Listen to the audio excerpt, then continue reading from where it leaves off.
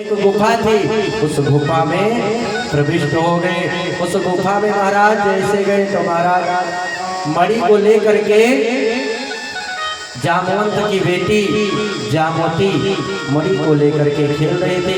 कन्हैया को देख करके डर गई और बड़ी जोर से चिल्लाई, रोने लगी।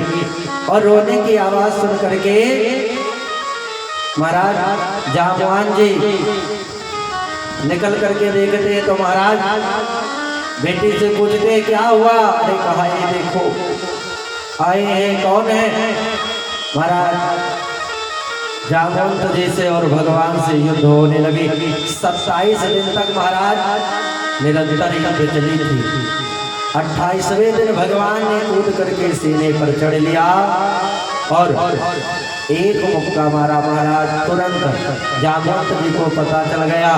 जामवंत जी ने कहा आप ही तो मेरे राम जी हैं। ये वही जामवंत जी हैं जो त्रेता युग में महाराज लंका में युद्ध करने के लिए गए, लेकिन इनके बराबर बलशाली कोई लड़ने वाला था ही नहीं।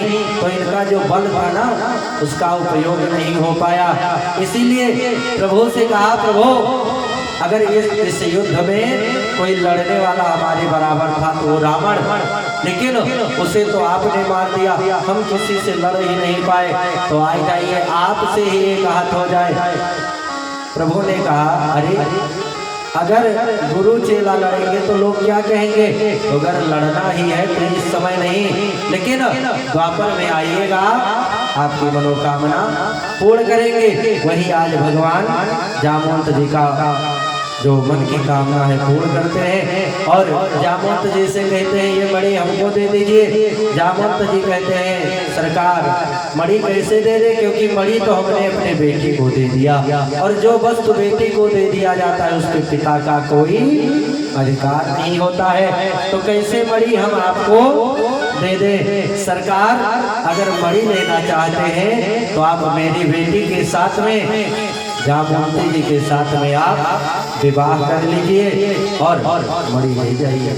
महाराज भगवान कहते हैं अब शादी तो करना पड़ेगा, क्योंकि अगर दोष को समाप्त करना है तो शादी तो करना पड़ेगा।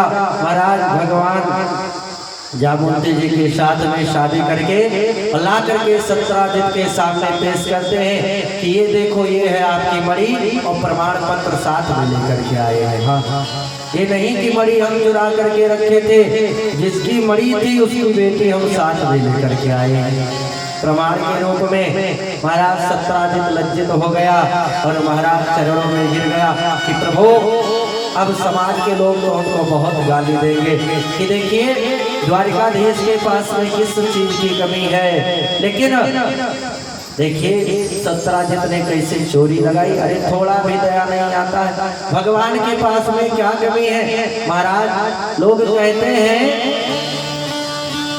जो लोग कहते थे कि कन्हैया बचपन का चोर, उसकी आदत सुधरने वाली नहीं है, आज वही लोग कहते हैं कि महाराज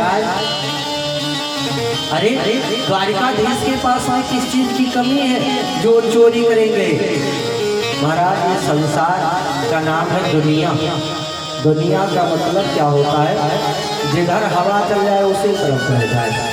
जो लोग कह रहे थे कि चोर है वही लोग अब कहते हैं उनके पास में किस चीज की कमी थी। तो महाराज संसार के प्राणी बड़े विचित्र हैं। महाराज मणि को समर्पित कर दिया।